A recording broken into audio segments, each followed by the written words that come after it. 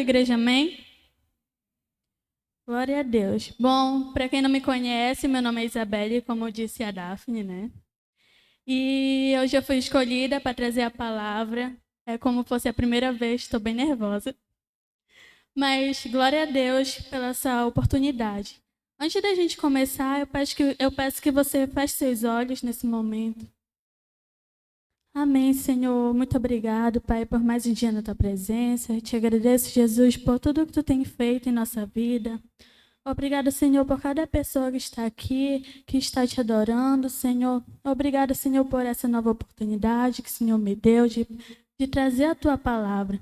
Senhor, que não possa ser eu hoje, mas sim que tu possas me usar como teu instrumento, Pai, para tocar em cada coração aqui através do teu Espírito Santo. Em nome de Jesus, são por todas essas coisas que eu te oro e por fé te agradeço. Amém. Pode se sentar.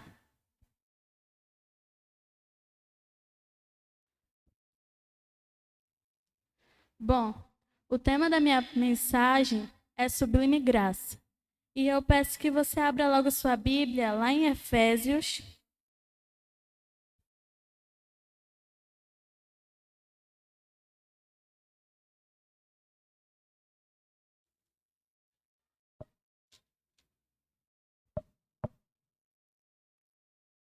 Efésios 2:8.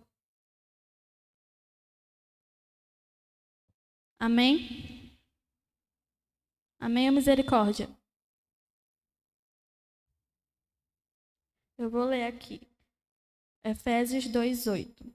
E diz assim: Pois vocês são salvos pela graça por meio da fé. E isto não vem de você, é dom de Deus, não por obras, para que ninguém se glorie.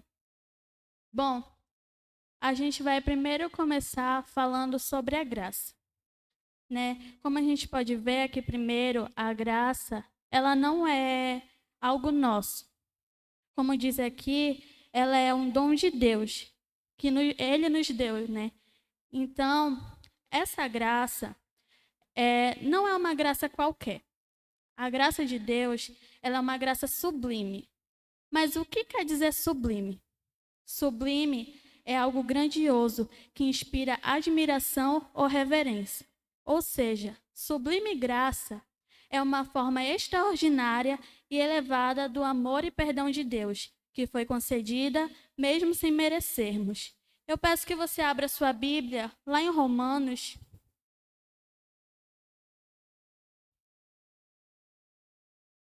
Lá em Romanos 5:8.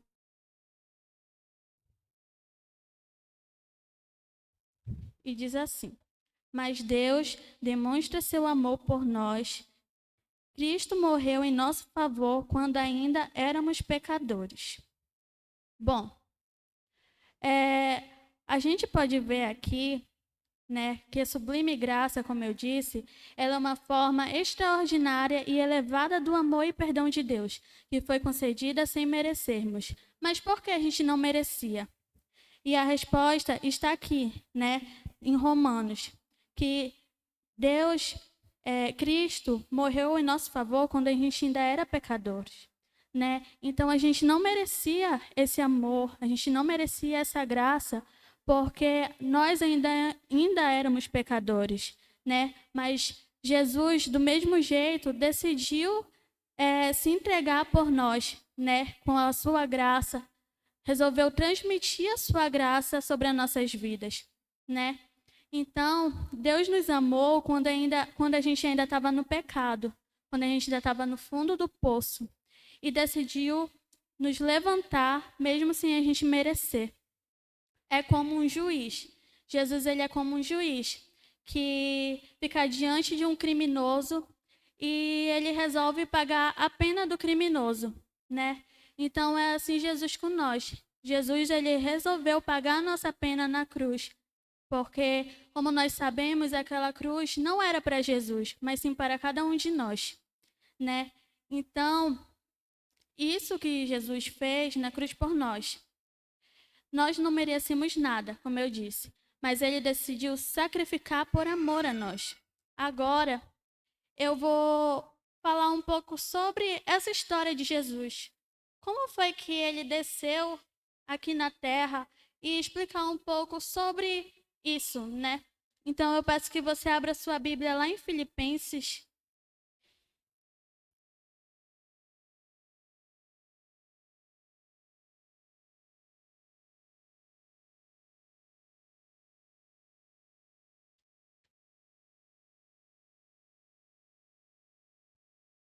Filipenses 2, 6. E diz assim: que, embora sendo Deus, não considerou que o ser igual a Deus era algo a que devia apagar-se, mas esvaziou-se a si mesmo, vindo a ser servo, tornando-se semelhante aos homens, e sendo encontrado em forma humana. Humilhou-se a si mesmo e foi obediente até a morte e morte de cruz. Bom, explicando um pouco sobre isso aqui. Jesus, ele não começou a ser glorioso na cruz. Ele já era glorificado e exaltado nos céus, né? Pelos anjos. Ali ele já tinha todo o poder, né? Porque ali ele estava em forma de Deus. Mas como diz aqui, que embora ele sendo Deus, ele quis se esvaziar, né? Ele quis se esvaziar daquele poder, daquele privilégio de ser Deus, para que ele pudesse descer aqui na terra para entender cada um de nós, né? Cada pecador, o porquê existia tanto pecado no mundo, né? Então, como eu disse, ele, em forma de Deus, já existia na eternidade. Mas mesmo tendo esse privilégio de ser poderoso e exaltado, decidiu se esvaziar. Ele decidiu abrir mão para que pudesse entender cada pecador e passar por cada fase para que entendesse o que as pessoas passavam, né? Jesus, como eu disse, ele era Deus. Então, ele tomou a decisão, ele já sabia tudo o que ele ia passar aqui na terra, né? Então, ele decidiu se esvaziar e vir em forma de homem, como diz aqui. E Jesus, ele foi criança, Jesus foi adolescente, assim como eu. Jesus foi jovem e Jesus foi homem, né? Mas Jesus passou tudo o que nós passamos hoje, né? Em cada fase. Jesus passou por cada fase, entendendo cada um de nós, né? Mas ele também passou pela humilhação, né? Jesus foi zombado, Jesus foi traído, Jesus foi negado, ele foi humilhado e espancado, né? Então, Jesus decidiu passar pela humilhação. Agora a gente vai entrar nesse ponto. Na época de Paulo, a cruz era algo tão vergonhoso que nem se falava o nome cruz em conversas normais, né? A gente pode perceber que naquela época, antes de Jesus morrer na cruz, as pessoas elas não gostavam de falar o nome cruz em conversas normais, assim como nós falamos hoje. Ah, é a cruz, Jesus morreu na cruz. As pessoas não gostavam de falar porque era algo muito vergonhoso. As pessoas sentiam um pavor de falar o nome cruz, né? Então, a cruz, ela era uma humilhação pública. Então a gente pode perceber que Jesus aceitou essa morte tão vergonhosa para nos salvar. Ele transformou o símbolo de vergonha em um símbolo de glória. Ou seja, a cruz, ela era um símbolo de vergonha para aquelas pessoas. E Jesus, quando ele morreu naquela cruz por todos nós, se tornou em um símbolo de glória. Então, hoje a gente vê que a gente fala o nome cruz normalmente. Mas, como eu disse, se a gente fosse citar o nome cruz, na época antes de Jesus, as pessoas sentiriam pavor, porque era algo muito vergonhoso de se falar. Muito vergonhoso mesmo, né? Então, agora eu vou falar um pouco sobre a crucificação de Jesus. Primeiro, Jesus, ele foi traído por um dos seus discípulos, né? Imagine, a gente, vamos supor, temos um amigo e aquele amigo que a gente mais confia nos trai, né? E assim foi com Jesus. Ele foi traído e logo após foi espancado, foi negado, né? Porque ao mesmo tempo ele foi negado por outro discípulo. Nós sabemos a história. Depois, Jesus colocaram uma coroa de espinho na cabeça de Jesus. Depois, Jesus teve que levar a sua cruz até o lugar que ele seria executado. E lá, Jesus teve os seus pés pregados, os seus pulsos pregados também, porque a gente vê, né, na maioria das vezes em desenho ou filme, que os pregos são pregados nas mãos, mas na verdade são nos pulsos, porque nas mãos não aguentariam um peso. E logo após isso, Jesus sentia muita dor, né? Jesus já estava cansado. Imagine só dele ser espancado, ele já estava cansado, ele já estava todo machucado. Imagine quando ele foi chicoteado, quando ele levou aquela parte da sua cruz, né? Levou a sua cruz até aquele local, e quando ele foi ferido, né? Que colocaram os pregos nele. Imagine a dor de Jesus, a dor que Jesus sentiu naquele momento. E uma curiosidade que eu estava estudando bastante sobre essa história de Jesus é que Jesus, naquela época, né, não só Jesus, mas as pessoas que morriam na cruz, elas, para respirar, tinham que se impulsionar para cima com os pés para que pudessem respirar, porque elas não conseguiam, né, que elas estavam toda aberta e assim, então elas tinham que, cada respirada, se impulsionar para cima. Então imagine, como eu disse, Jesus já estava cansado, Jesus já estava exausto, já estava cheio de dor, e cada respiração que ele dava, ele tinha que sentir mais dor ainda para respirar, né? Respire aí, respire comigo, fundo. Vocês sentiram alguma dor? Respondam, vocês sentiram alguma dor? Jesus sentiu, né? E aquilo era para nós, mas foi Jesus que tomou o nosso lugar. Entenda isso. E outra curiosidade é que Jesus, ele morreu rápido. Ele morreu rápido porque as pessoas que morriam na cruz, geralmente elas ficavam penduradas lá por 4 ou 5 dias, para que elas pudessem morrer de febre ou por outra coisa, né? Mas Jesus, ele não só estava cansado das dores físicas que fizeram nele, como ele estava cansado espiritualmente pelos nossos pecados. Porque quando nós sabemos da história que Jesus foi por nós, né? Então, ali estava vindo sobre ele toda o pecado do ser humano. E então, que você possa entender essa noite o quanto Jesus te amou naquela cruz. Como eu disse, ele já era exaltado do céu, ele não precisava de nada disso. Jesus, ele não precisava passar por essa humilhação pública. Jesus não precisava passar por essa dor. Jesus, ele não precisava passar essa vergonha, mas ele decidiu vir para que pudesse nos salvar. Ele decidiu vir para nos salvar porque ele nos ama, né? Independente de tudo. Então, que você possa entender até aqui o quanto você é amado.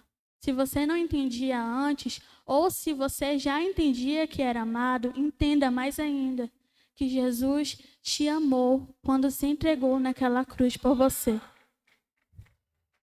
Glória a Deus. Então, a cruz é a maior prova de que Deus preferiu se humilhar e sofrer no nosso lugar do que nos perder para sempre. Jesus, ele preferiu se humilhar, como eu disse. Preferiu se envergonhar do que nos perder, do que nos deixar ir para um mundo de miséria, para nos deixar ir para um mundo onde nós sabemos que nós não merecemos. Nós sabemos que o mundo ele está perdido hoje. Nós podemos ver nas redes sociais o que tem acontecido. A gente pode ver o quanto o mundo está horrível, né? Então, Jesus ele preferiu se humilhar do que nos perder para esse mundo. Então, essa é a sublime graça. Como eu disse, eu vou dizer novamente. Nós não merecíamos nada. Merecíamos inferno. Porque se não fosse Jesus para vir aqui sobre a terra nos salvar e se entregar por nós, nós não estaríamos hoje aqui. Nós não estaríamos aqui falando da palavra de Deus, cultuando, nós não estaríamos aqui. Se Jesus não tivesse vindo para nos salvar, nenhum de nós existiria. Mas ele já tinha um plano para cada um de nós aqui. Ele sabia que iria existir uma Dayara, ele sabia que existia uma Fernanda, ele sabia que existia um Deide, uma Tayla, uma Renata. Ele sabia, ele já tinha um propósito para a vida de cada um de nós aqui, né? Então, ele veio com a sua graça e nos mostrou que nos ama, independente do tamanho do nosso erro. Então, Jesus, ele morreu, mas ele também ressuscitou. E hoje, ele vive em nossos corações, nos chamando a cada dia para segui-lo. Aí você pode pensar, mas eu tenho vergonha de todos os pecados que eu já cometi, eu tenho vergonha porque eu fiz tal coisa, eu cometi qualquer erro, e Jesus não vai me aceitar. Ou então, eu não estou preparada para isso, não estou preparada para viver uma vida com Deus, não estou preparada porque eu sei que eu vou errar novamente. Não adianta eu entrar para os caminhos do Senhor, sendo que eu sei que eu vou errar de novo. Mas como nós podemos ver, Deus é um Deus de amor. E através desse amor, através dessa graça que Ele nos deu, todos os dias aprendemos a melhorar. E mesmo se a gente errar de novo, Ele nos ensina sobre o arrependimento verdadeiro. E mesmo se acharmos que nós não estamos prontos para viver uma vida com Deus, Ele vem sobre nós, nos ensinando através da sua palavra sobre o seu amor e misericórdia todos os dias. Então, eu digo para você, tem alguém nos visitando aqui? Tem alguém nos visitando? Glória a Deus, sejam bem-vindos. Então, eu digo para você nessa noite que talvez você ache que é impossível servir a Deus. E realmente é impossível servir a Deus. É algo bem difícil, eu diria. Porque todos os dias a gente tem que se manter firme no chão como filhos de Deus, espalhando do amor de Deus. E vem muitas provas sobre nossas vidas. Realmente é difícil. Mas com a força que Deus nos dá todos os dias para que a gente possa conseguir, a gente tem uma vida melhor. Eu diria que é até mais fácil viver com Deus com dificuldades do que viver com dificuldades sozinho. Porque, como eu disse, com a força do nosso braço, a gente não consegue sozinho. Mas com Deus, a gente consegue tudo. Porque para Deus nada é impossível. E é isso que eu vou falar daqui a pouco. Então, eu digo para você hoje que cada um de nós somos escolhidos. E o escolhido não tem escolha. O escolhido não tem escolha. Então, se você acha que você não é capaz, você é capaz sim. Porque Jesus já declarou naquela cruz que você era capaz, pois Ele escolheu morrer por você. Então, agora eu vou falar sobre uns pontos de como essa sublime graça vem sobre nós. E o primeiro ponto é: a graça nos encontra onde estamos. Não importa o quão longe você esteja de Deus, Ele vai até onde você estiver. Eu peço que você abra sua Bíblia lá em Lucas,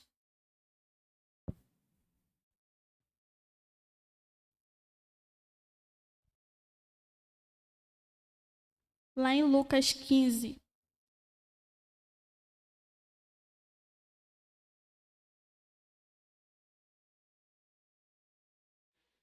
Lucas 15, 11. A gente vai falar sobre uma parábola bem conhecida, que é a parábola do filho pródigo. E diz assim: Jesus continuou: um homem tinha 2 filhos. O mais novo disse ao seu pai: Pai, quero a minha parte da herança. Assim ele repartiu sua propriedade entre eles. Não muito tempo depois, o filho mais novo reuniu tudo o que tinha e foi para uma região distante. E lá desperdiçou os seus bens vivendo irresponsavelmente. Depois de ter gasto tudo, houve uma grande fome em toda aquela região, e ele começou a passar necessidade. Por isso, foi empregar-se com um dos cidadãos daquela região, que o mandou para o seu campo a fim de cuidar dos porcos. Ele desejava encher o estômago com as vagens de alfarrobeira, que os porcos comiam, mas ninguém lhe dava nada. Caindo em si, ele pensou: quantos empregados de meu pai têm comida de sobra, e eu aqui, morrendo de fome? Eu me porei a caminho e voltarei para o meu pai e lhe direi, Pai, pequei contra o céu e contra ti. Não sou mais digno de ser chamado teu filho. Trata-me como um dos teus empregados. A seguir, levantou-se e foi para o seu pai. Estando ainda longe, seu pai o viu e, cheio de compaixão, correu para seu filho e abraçou e beijou. O filho lhe disse: Pai, pequei contra o céu e contra ti. Não sou mais digno de ser chamado de teu filho. Mas o pai disse aos seus servos: depressa, tragam a melhor roupa e vistam nele. Coloquem um anel em seu dedo e calçados em seus pés. Tragam um novilho gordo e matem-no. Vamos fazer uma festa e alegrei-nos, pois este meu filho estava morto e voltou à vida, estava perdido e foi achado. E começaram a festejar no seu regresso. Bom, como nós podemos ver aqui conta a história do filho pródigo, né? Que Jesus contava parábolas ali e ele falou sobre essa história do filho pródigo, que pediu para o seu pai para que ele pudesse repartir a sua herança com ele, né? E ali aquele filho decidiu pegar aquela herança e viver no mundo, mas ele decidiu errado, né? Porque ele foi viver em um mundo de farra, um mundo de perdição e acabou se afastando de seu pai. E o que ele encontrou ali foi só miséria. Ele encontrou a miséria, tanto é que ele já estava passando tanta necessidade que ele queria comer babuche de porco, né? Mas depois caiu a ficha dele. Não, por que eu estou aqui sendo que os empregados de meu pai têm comida de sobra, né? Por que eu estou aqui? Então ele pensou: não, eu vou voltar para a casa do meu pai e pedir perdão, dizer que eu pequei contra ele e contra os céus, e que se ele quisesse me tratar como um dos seus empregados, eu estaria ali. Mas a gente pode ver a atitude do pai aqui, que disse assim: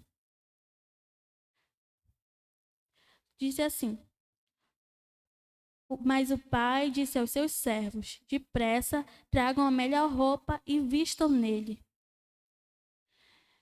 A gente pode ver que o pai poderia muito bem ter expulsado seu filho. Não, eu já reparti os meus bens contigo, eu já te dei a minha herança e tu gastou com farra, com coisas do mundo, ao invés de estar aqui. Mas não foi essa atitude do pai. Ele resolveu abraçar o seu filho, que diz aqui também que quando o pai viu seu filho, ele correu e deu um abraço no seu filho e beijou, né? Então a gente pode ver o o pai, né, pai desse filho, estava com saudade daquele filho. E ele não pensou duas vezes e disse para os seus servos prepararem as melhores roupas, matarem cordeiro, né, para que começassem a festejar. E é assim mesmo com a gente. A gente significa aquele filho. Quando a gente está longe de Deus, a gente perde a identidade de filhos, né? A gente acha que viver no mundo de farra, no mundo de coisas momentâneas, é bonito aos nossos olhos. E realmente é bonito. Mas depois a gente começa a encontrar a perdição, depois a gente começa a encontrar coisas que a gente não gostaria. E a gente acaba perdendo aquela identidade, aquela presença, né? A gente acaba perdendo aquela vontade de estar em comunhão com Deus. A gente perde aquele momento mais precioso que a gente tinha, né?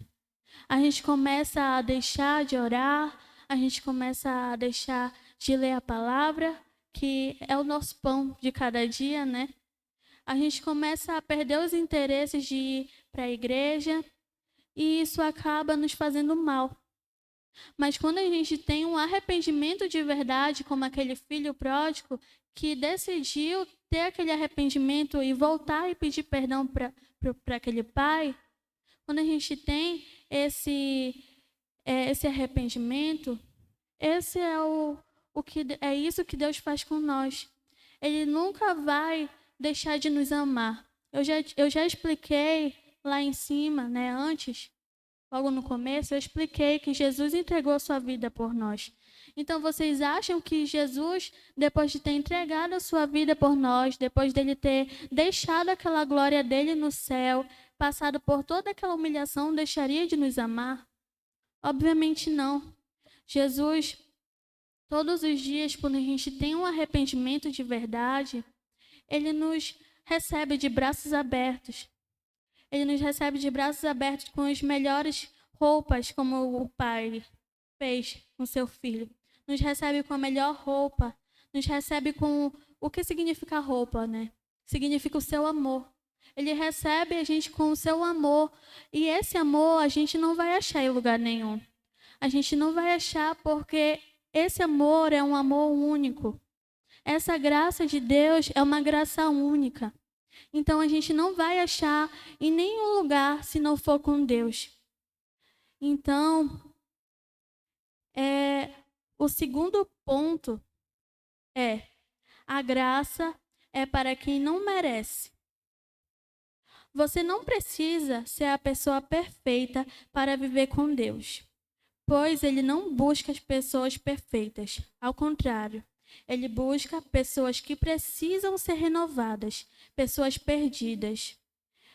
Abra sua Bíblia lá em João.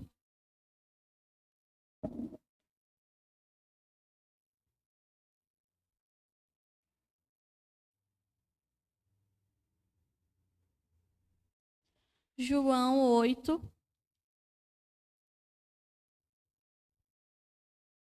João 8:1. E diz assim: Jesus, porém, foi para o Monte das Oliveiras. Ao amanhecer, apareceu novamente no templo, onde todo o povo se reuniu ao seu redor. E ele se assentou para ensiná-lo. Os mestres da lei, os fariseus, trouxeram-lhe uma mulher surpreendida em adultério. Fizeram-na ficar em pé diante de todos e disseram a Jesus: Mestre, essa mulher foi surpreendida em ato de adultério. Na lei de Moisés, nos ordena apedrejar tais mulheres. E o Senhor o que diz? Eles estavam usando essa pergunta como armadilha a fim de terem uma base para acusá-lo. Mas Jesus inclinou-se e começou a escrever no chão com um dedo. Visto que continuaram a interrogá-lo, ele se levantou e lhe disse: Se algum de vocês estivesse em pecado, seja o primeiro a atirar pedra nela. Inclinou-se novamente e continuou escrevendo no chão. Os que ouviram foram saindo, um de cada vez, começando pelos mais velhos. Jesus ficou só, com a mulher em pé diante dele. Então Jesus pôs-se de pé e perguntou-lhe: Mulher, onde estão eles? Ninguém a condenou? Ninguém, Senhor, disse ela. E declarou Jesus: Eu também não a condeno. Agora vá e abandone a sua vida de pecado. Bom, como a gente pode ver aqui conta sobre a história da mulher em adultério, né?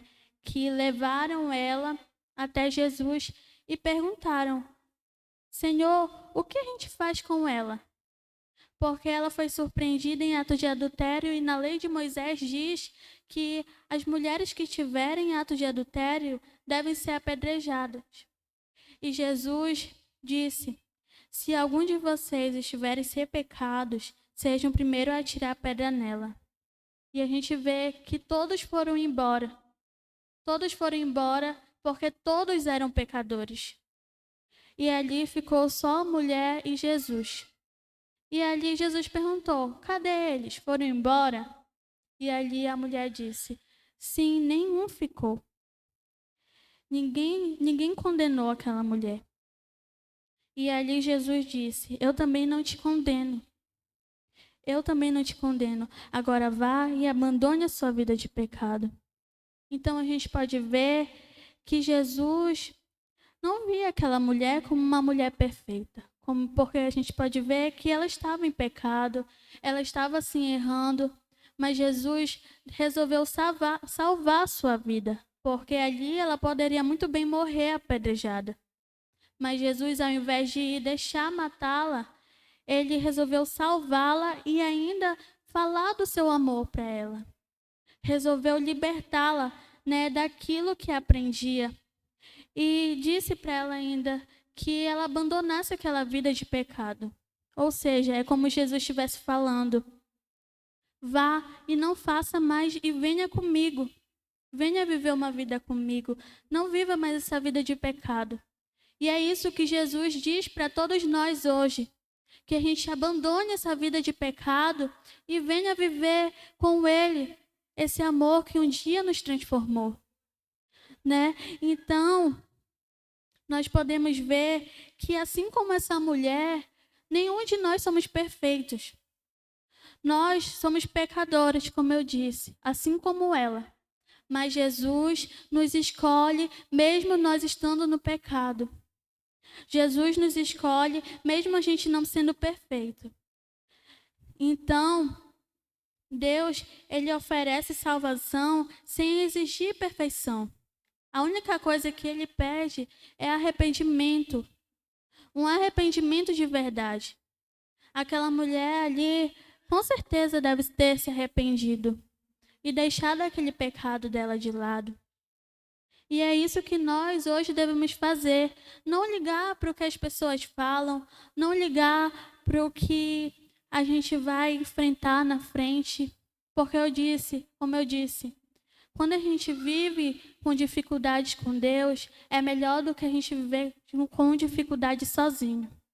Então, a gente tem que parar para pensar: não, realmente eu estou fazendo errado isso e eu preciso me aproximar de Deus. Se hoje eu não estou orando, eu preciso começar a orar, porque é isso que me ajuda todos os dias. Se eu não estou lendo a Bíblia, eu preciso começar a ler, porque é isso que nos fala sobre a verdade. Hoje nós não temos verdade em nada, nem nos nossos próprios amigos. Como eu disse, se Jesus foi traído, quem dirá você? Quem dirá você? Ah, mas ele é meu melhor amigo. Ah, ela é minha melhor amiga. Não interessa. Mesmo sendo o seu melhor amigo, Jesus, com os seus melhores discípulos, foi traído. Então, hoje, o nosso único melhor amigo é Deus. Nós devemos falar das nossas dificuldades para Ele. Nós devemos falar do que a gente sente para Ele. Porque se a gente for falar para as pessoas que a gente acha que a gente confia, não dá certo. Daqui a pouco todo mundo está sabendo, todo mundo está te julgando. Ai, mas tu quer fazer isso? Ai, tu quer passar numa faculdade, é? Tu não vai conseguir, não. Logo tu, que nem gosta de estudar. Ai, mas não sei o quê. Tu quer dançar, é? Não, tu nem tem talento para dançar, mana. Pode sair. Ah, mas tu quer cantar, é? Não, não dá certo, tua voz é horrível, tu não vai dar certo cantando. E quando a gente fala isso para Deus, nós a cada dia temos a ajuda dele. Né? Se é aquilo de fato, se é aquele o nosso propósito de fato, Deus nos confirma, Deus nos ajuda. Então, novamente, entenda, Jesus, ele não busca por pessoas perfeitas. Ele busca por pessoas que tenham arrependimento de verdade. E o terceiro ponto é: a graça não apenas restaura, ela envia. Eu peço que você abra sua Bíblia lá em Atos.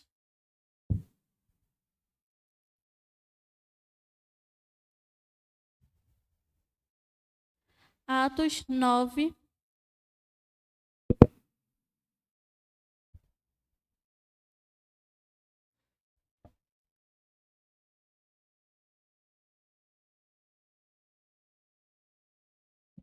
Atos 9, 1. E diz assim: Enquanto isso, Saulo ainda respirava ameaças de morte contra os discípulos do Senhor. Dirigindo-se ao sumo sacerdote, pediu-lhe cartas para as sinagogas de Damasco, de maneira que, caso encontrasse ali homens ou mulheres que pertencessem ao caminho,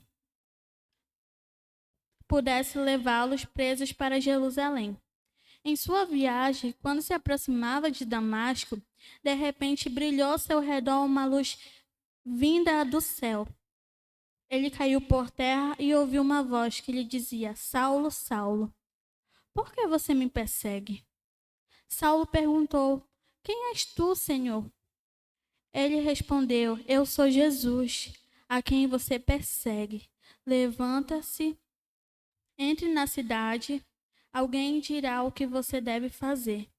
Os homens que viajavam com Saulo pararam emudecidos, ouviram a voz, mas não viam ninguém. Saulo levantou-se do chão e, abrindo os olhos, não conseguia ver nada. E os homens o levaram pela mão até Damasco. Por 3 dias ele estava cego, não comeu nem bebeu. Em Damasco havia um discípulo chamado Ananias. O Senhor o chamou numa visão: Ananias, eis-me aqui, Senhor, respondeu ele. O Senhor lhe disse: Vá à casa de Judas, na rua chamada Direita, e pergunte por um homem de Tarso chamado Saulo. Ele está orando. Numa visão viu um homem chamado Ananias chegar e impor-lhe as mãos para que voltasse a ver. Respondeu-lhe Ananias, Jesus tem ouvido muito a respeito desse homem e de todo o mal que ele tem feito aos teus santos em Jerusalém. Ele chegou aqui com a autorização dos chefes dos sacerdotes para prender todos os que invocam o teu nome. Mas Jesus disse: Ananias, vá a este homem. Este homem é meu instrumento escolhido para levar o meu nome perante os gentios, seus reis, e perante o povo de Israel. Mostrarei ele quanto deve sofrer pelo meu nome. Então Ananias entrou na casa, pôs as mãos sobre Saulo e lhe disse: Irmão Saulo, o Senhor Jesus, que apareceu no caminho por onde você vinha, enviou-me para que você voltasse a ver e seja cheio do Espírito Santo. Imediatamente, algo como escamas caiu dos olhos de Saulo. Ele passou a ver novamente, levantando-se e sendo batizado, e foi batizado. E depois de comer, recuperou as suas forças.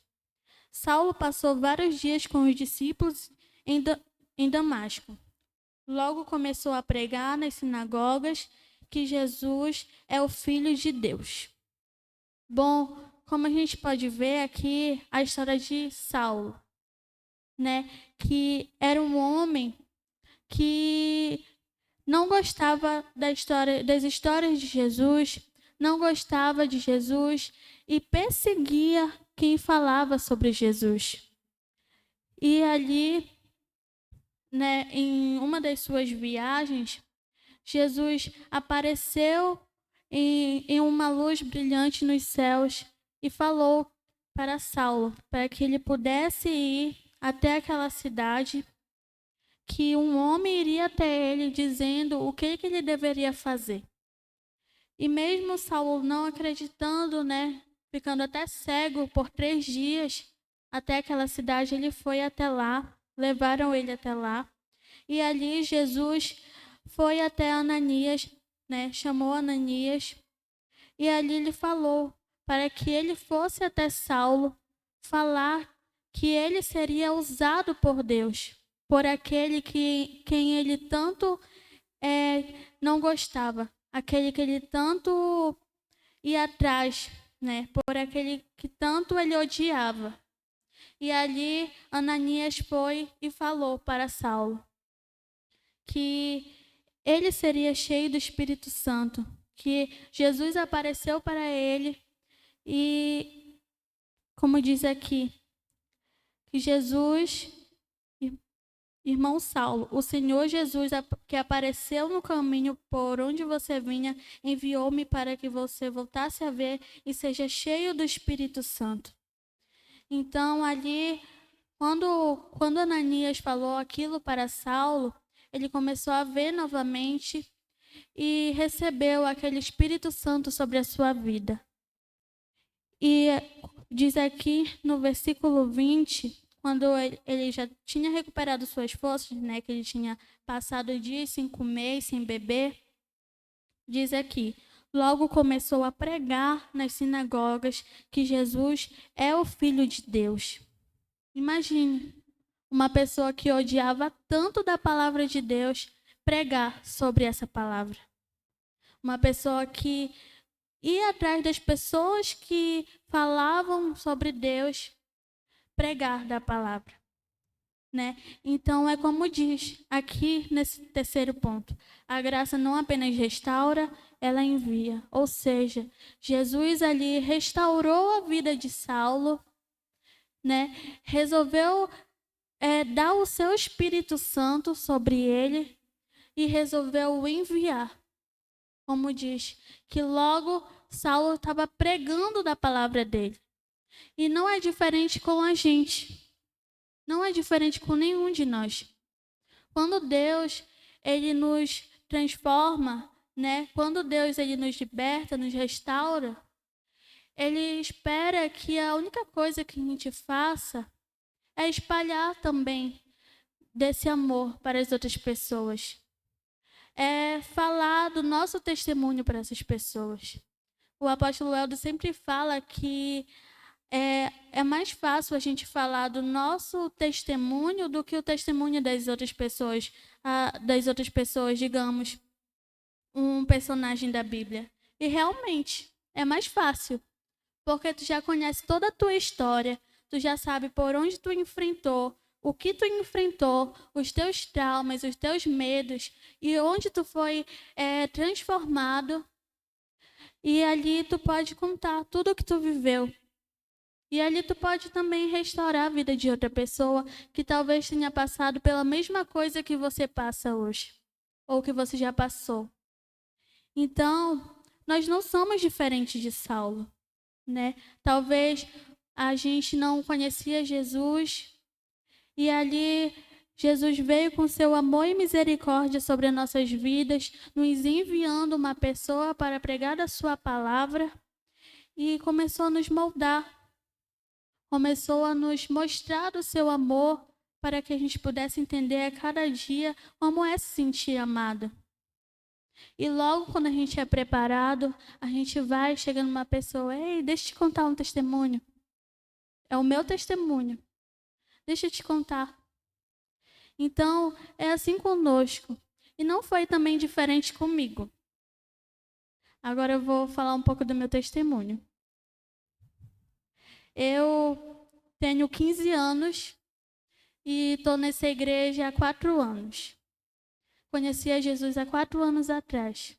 Uma menina normal do Jardim Nova Vida, que estava ali, né, de boa na minha casa.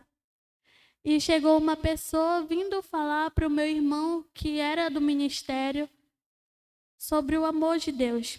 E eu sempre curiosa, né, me metendo nas conversas, porque eu sou assim mesmo. E ali eu ficava interrompendo aquela pessoa. Mas é assim mesmo? Conta mais. Aí eu falava, não, vai para a célula. Não, não vou. Aí um certo dia, chegaram na minha casa um monte de gente, toda descabelada lá, né? Mas amém. Foi por isso que me salvou mesmo. E ali eu comecei a entender do amor de Jesus. Fui para uma macrocélula e ali eu comecei a me interessar por Jesus. Comecei a querer saber mais sobre aquele amor que eu nunca tinha sentido. Eu não conhecia Jesus de fato, eu sabia que Jesus tinha morrido na cruz por mim, eu sabia do sacrifício que Jesus tinha feito por mim, mas não sentia a presença dele. E ali eu comecei a me interessar mais, como eu disse.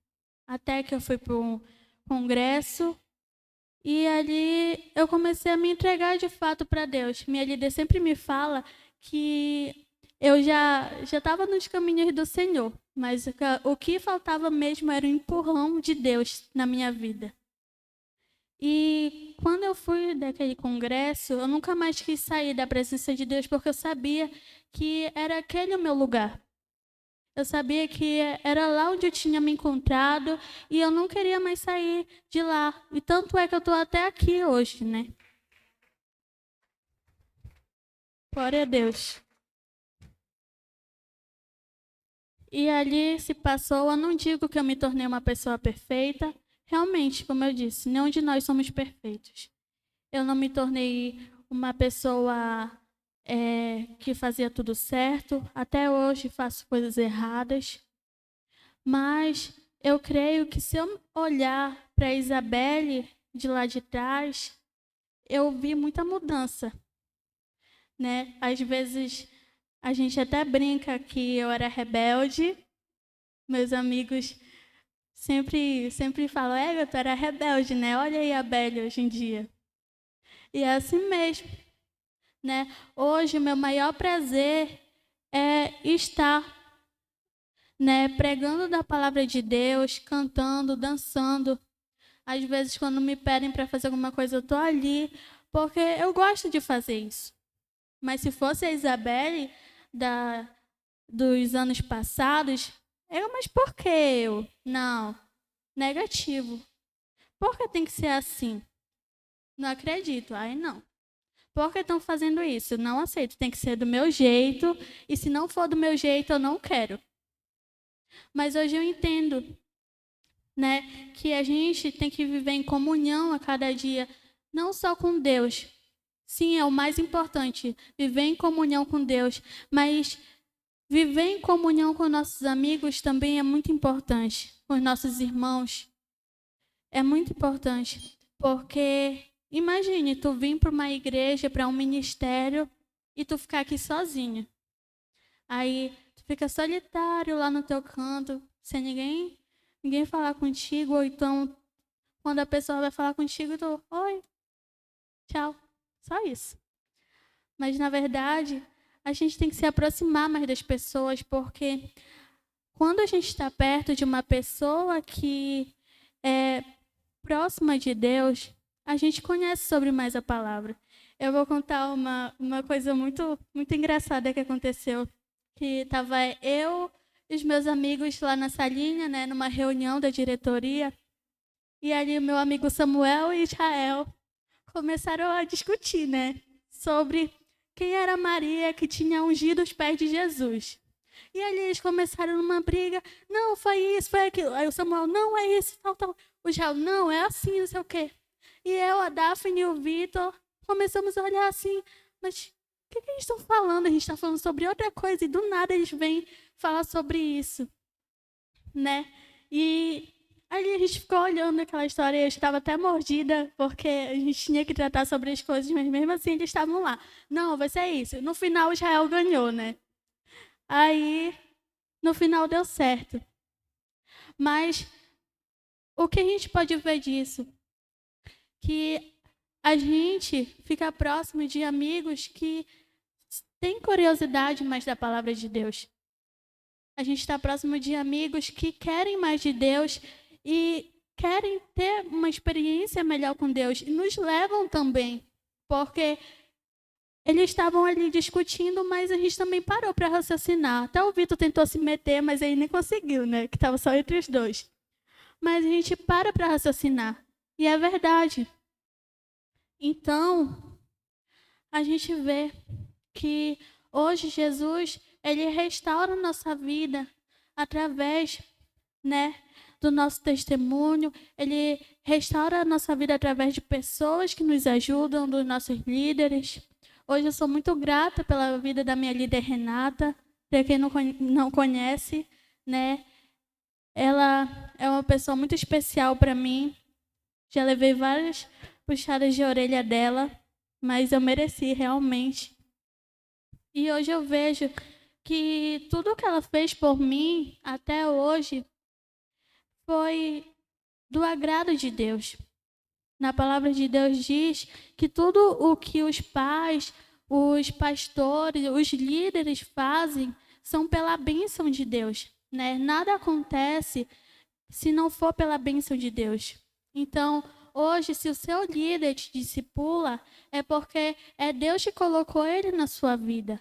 Se hoje teu líder puxa a tua orelha, é porque ele colocou na tua vida esse teu líder, para que ele possa a cada dia te ensinar, assim como ele foi ensinado. Né?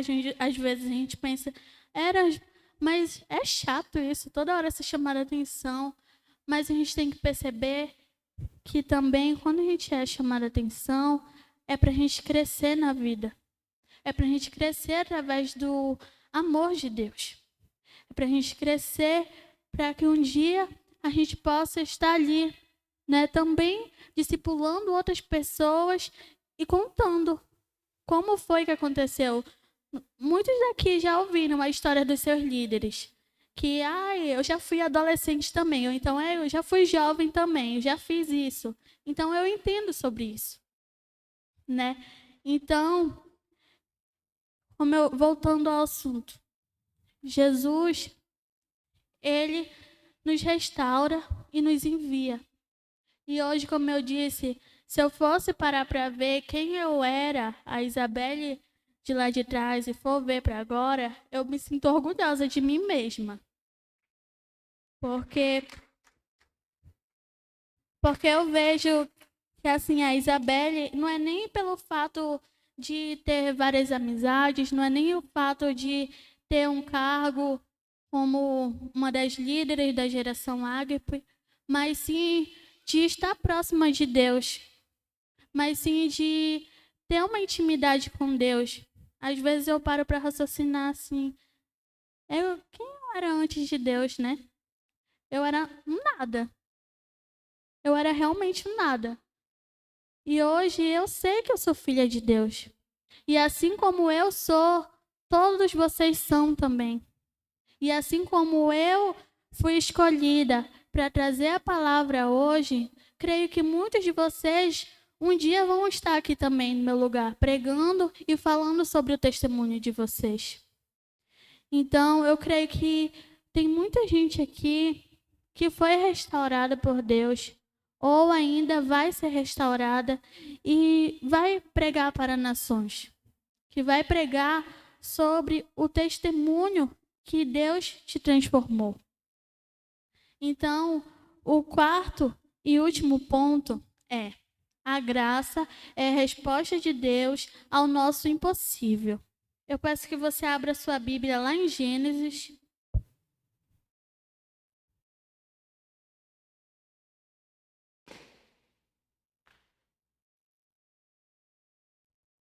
Gênesis 18.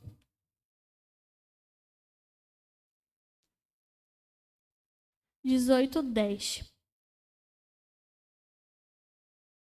e disse assim: Então disse o Senhor: Voltarei a você na primavera, e Sara, sua mulher, terá um filho.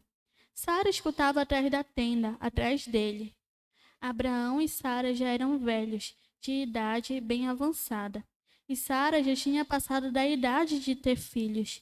Por isso riu consigo mesma, quando pensou: Depois de já estar velha e meu senhor já idoso, ainda terei esse prazer?